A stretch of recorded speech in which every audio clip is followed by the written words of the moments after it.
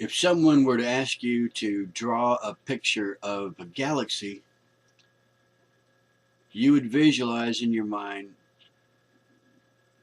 a spiraling vortex of stardust and stars.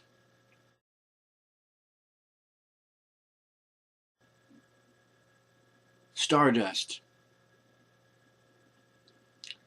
Now, if you allow yourself to imagine that stars orbit one another, and that over a long period of time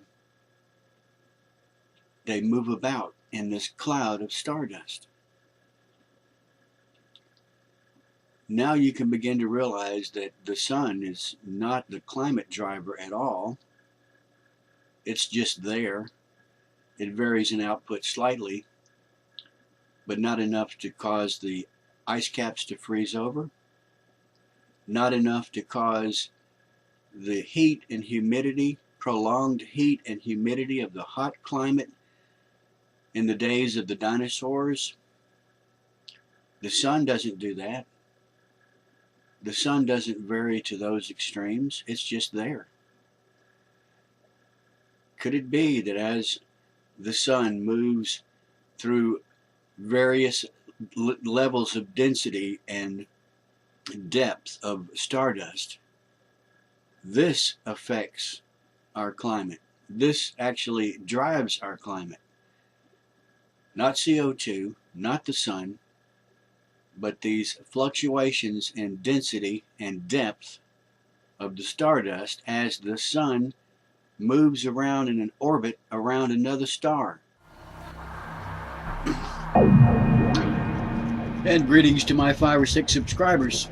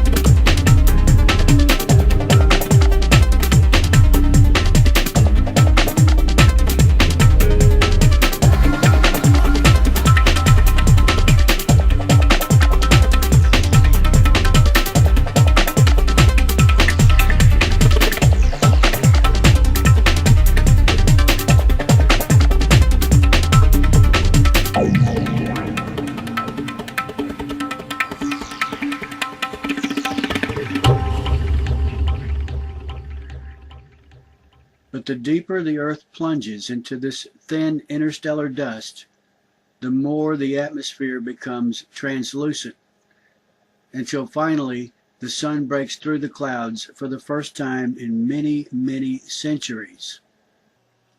I suspect that Svenmark is wrong.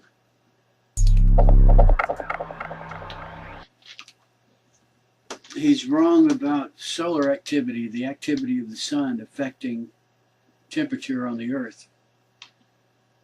There is an inverse relationship between cosmic radiation, sometimes called GCR, and total irradiance, TSI. Total solar irradiance is the amount of sunlight that reaches the ground. And of course, the main thing that keeps sunlight from reaching the ground is cloud cover. I maintain that solar activity has little to do with GCR count. The sun does not repel a significant amount of cosmic rays or protons, cosmic particles that come from stars that burn out, explode, and emit subatomic particles and leave behind a cloud of stardust. You've heard of a nova. You may have seen one recently in the sky. I maintain that solar activity has little to do with GCR count. Solar activity has little to do with climate. I maintain the sun is the sun. The sun is there. In a nutshell, Henrik Svenmark, a Danish scientist who very cleverly saw that cosmic particles create cloud condensation nuclei that in turn create clouds. And without these cloud condensation nuclei, clouds would have a difficult time forming. I maintain that these cloud condensation nuclei are, as Svenmark says, created by bombardment of subatomic particles from way out in space.